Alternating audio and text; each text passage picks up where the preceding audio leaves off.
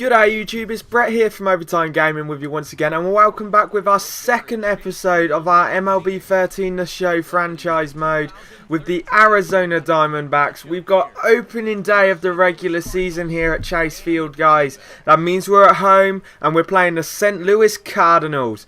I'm stood here right now doing this audio, rocking my black Diamondbacks shirt, the shirt you'll see I'm playing in a minute, hoping for an opening day win. We got a capacity crowd here at Chase Field. It is completely packed to the rafters. Not another person could fit in this arena as we look at what could be the big factor this year for the St. Louis Cardinals, and that is their huge arms. They've got a number of pitching talent. I mean, they're three top pitchers there, all above 12 wins, but they're going up against an ace today. They're going up against our ace in Ian Kennedy. Of course, though, as it's opening day, it does mean we're going up against their ace as well, which is Adam Wainwright. So two top pitchers going at it today. We're going to hope to come out on top. As you see John Buck coming out there, the backup catcher. They will get set for the national anthems now, guys. And you can see us going on. John Buck stood next to Gerardo Parra there. And Jason Kubel as well. Three big guys there. And we're definitely going to look to do some impact in this game. And start our season off the exact way we've wanted to. Now, as we look at the two starting pitchers in Adam Wainwright and Ian Kennedy, both men, heaps of potential, both men, outstanding records. Of course, Ian Kennedy, the former New York Yankee, will be going up against this St. Louis Cardinals lineup, which is very deep with Matt Holliday, Molina, Beltran and Freese. But Ian Kennedy there, the 28-year-old 6-footer, he's not a power pitcher. He pitches around the zone, but knows exactly how to get a count to work in his favour, and that's exactly what he's got to do today against this extremely talented former World Series winning St. Louis Cardinals side. We start the day off against the leadoff man John Jay, talented runner, talented hitter, heaps of potential and loved at St. Louis. And the first pitch is going to be released in a second by Ian Kennedy, and it is a strike. So great way to start for Kennedy. He gets John Jay to fall and the second batter as well. He goes up against Craig here, hoping to finish off the inning, and he gets him to fly out in the first. So a perfect start for Ian Kennedy. A 1-2-3 first inning, exactly what Arizona wanted, keeping the St. Louis Cardinals at bay and just shutting them down in all bats possible.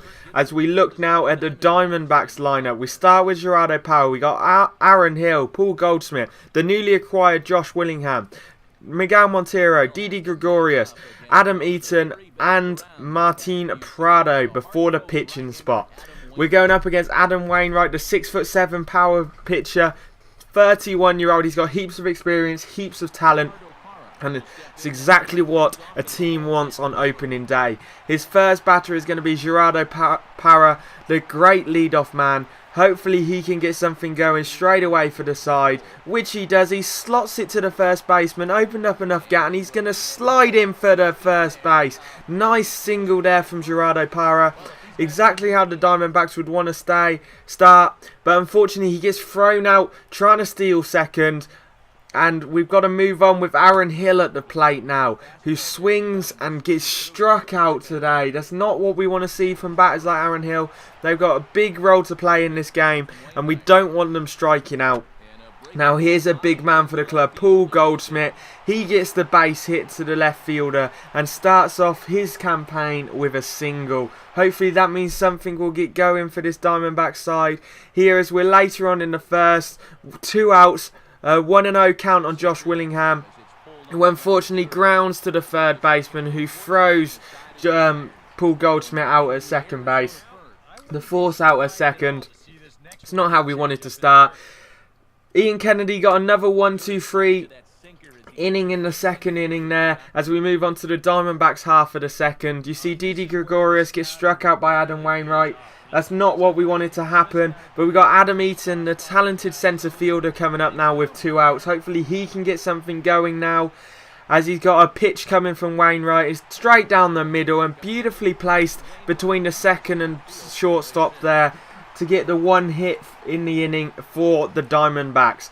Hopefully we can get something going in now and get Eaton round the bases and into home to score the first run of the game. We've got Martin Prado, the exact hitter you would want up in a situation like this. His on-base percentage and his average over his career is outstanding. He can play all over the field too, but unfortunately today he grounds out to the third baseman. And that is the end of the second inning. It's 0-0. Ian Kennedy's got a no-hitter going right now, and he continues it through the third inning. He gets another 1-2-3 inning in the third. Made slight hints of a no-hitter going, but hey, we don't know if he's going to be able to carry on. It is only the third, but he's sent down 9 in a row. As you see here, we get the triple, exactly what we wanted out of, I believe it was Gerardo Parra, but I'm not 100% sure. I believe it was. And now all we have to do is get a ball in play and bring him home. As we've got Aaron Hill up right now. Aaron Hill, a deadly hitter. Hopefully the second baseman can bring him home. And it's a wild pitch, but Gerardo Parra doesn't come home and he gets thrown out at third. Awful, awful mistake by Parra there. He just got caught in two minds whether to come home or stay at third, and unfortunately decided too late and got thrown out. As Aaron Hill goes deep. It's going, and it's warning track power, guys, and unfortunately it's another out in the inning. It's another 0 on the board as we move into the top of the fourth now. Ian Kennedy up against John Jay once again, looking to shut him down. Hopefully he can. And you see he strikes out Jay, so another strikeout there for Ian Kennedy. Exactly what you want out of your ace. And he goes up against Matt Carpenter right now, a deadly hitter as well, who unfortunately gets the first base hit for the St. Louis Cardinals. All those no thoughts are gone. We can't get the no-hitter with Ian Kennedy, but we do escape the inning with just that hit as we move into the bottom of the fourth with 1 out already. Josh Willingham here strikes out. Poor start to the season so far in 2 at-bats, 2 outs for Josh Willingham. And that's all that happens in that 1-2-3 fourth inning. So we move to the fifth now with Ian Kennedy pitching. And it looks like this could be a routine fly out, but unfortunately Adam Eaton misplays the jump, and it's going to be a triple here for Yadier Molina. That is not what we wanted. Poor play by the centre fielder there. He really should have had that. And unfortunately now the St. Louis Cardinals had a man on third with only 1 out as David Freese, the dangerous third baseman, the franchise third baseman, steps up and flies out to centre field. Eaton's going to throw home, trying to get Molina out at the plate, but unfortunately he's just not in time. And the St. Louis Cardinals go up 1-0 here in the fifth with the sacrifice fly by David Freese. Rafael Furcal tries putting the bunt down and we throw him out at first to end the inning. So we contain the damage, but now Adam Eaton steps up in the bottom of the fifth with 1 out, trying to get something started. Hits it straight back to the pitcher, and he will beat this one out to get the 1 hit. And that's exactly what we need to start this inning off with. And hopefully we can go on and build on that now as Martin Prado steps up to the plate again. But unfortunately he grounds out to the second baseman, who induces the double play. Oh, almost, but Prado just beats out the throw to first base. But unfortunately the Cardinals do escape the inning as we move on to the sixth now.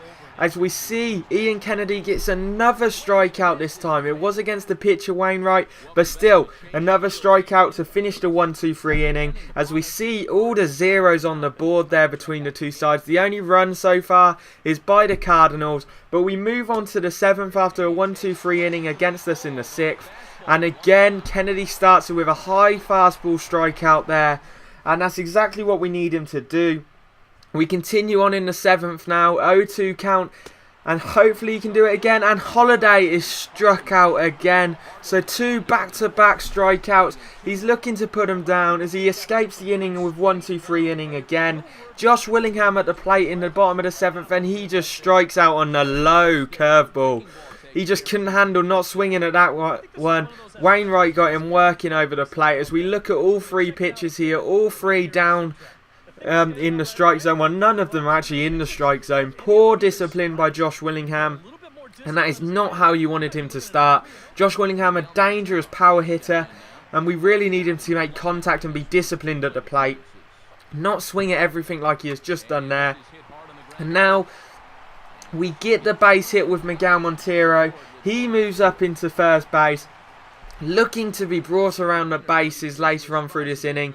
As you see, because of that hit, Wainwright is taken out of the game here for Fernando Salas, the 27-year-old 6'2" relief pitcher.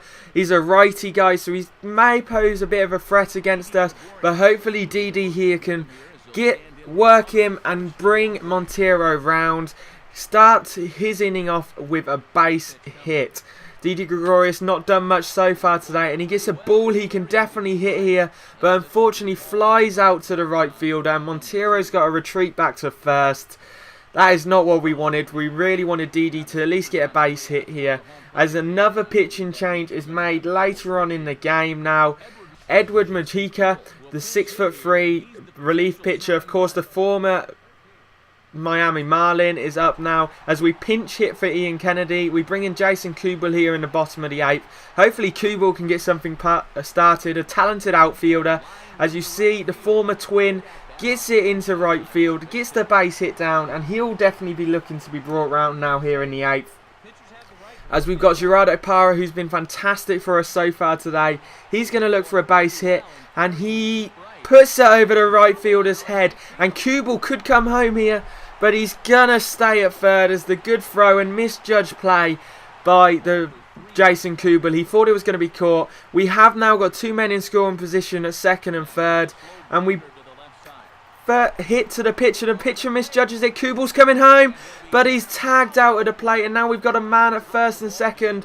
We don't bring Kubel round. Could this be a wasted opportunity for the Arizona Diamondbacks? As you see here, Kubel wasn't decisive, didn't decide to run as soon as the ball was hit. He only decided to run when the pitcher misjudged it, but the pitcher recovered Mojica, and he throws him out to Yadier Molina at the plate.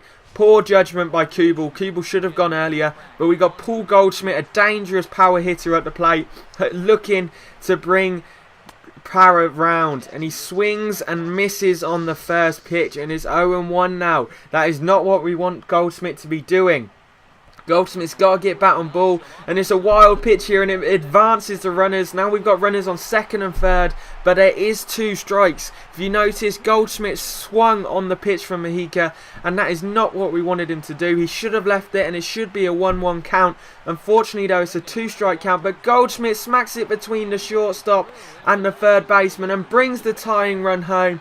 Possibly could have brought the winning run home, but the batter decides to stay still.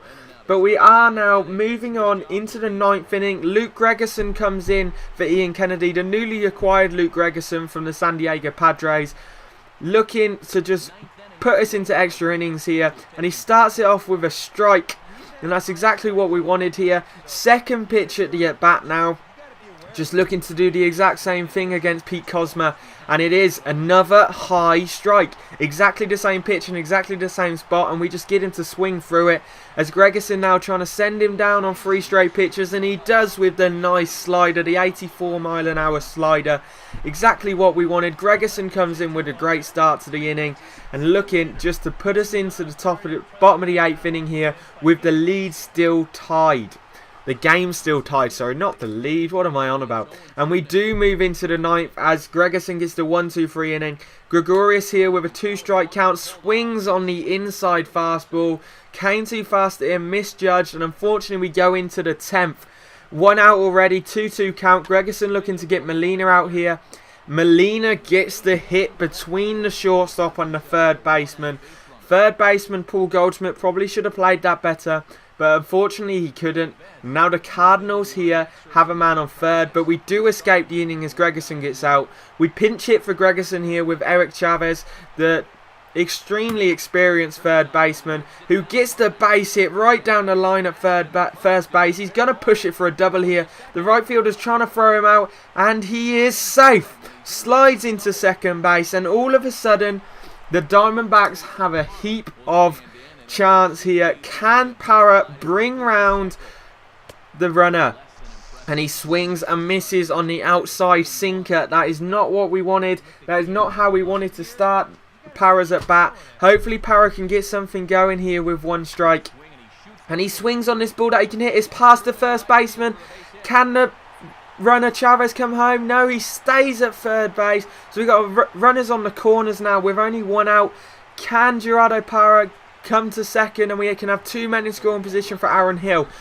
Bottom of the 10th here. Can Aaron Hill get in play? All he needs to do is get a ball in play and we have won this game. He drops the perfect bunt down. Chavez is coming home and the third baseman throws to first. Why did he throw to first? There was only one out. Even if he had got the man out at first, the runner still would have scored. Chavez comes home. Aaron Hill gets the bunt for the RBI. And the Diamondbacks win in walk-off fashion. What a great game to start opening day. No home runs or no power hits in this game, but we do get the walk-off win in extra innings. So the fans in attendance got extra baseball for free. They saw Gerardo Parra have 5 at-bats and get 4 hits. Great start to the campaign for him. We'll be hoping for more from our power hitters Paul Goldschmidt and Josh Willingham in the next few games. Great start by Ian Kennedy. Luke Gregerson picks up the win because of the bunt in extra innings by Aaron Hill. Fantastic way to start the season off as we go into the series now with St. Louis with 1-0 up in the series. We start 1-0 on the season and we'll have to find out what happens in the next series in the next episode, guys. I hope you've all enjoyed the video. Remember to leave a like, comment and subscribe, and peace out, YouTube. We're heading into overtime.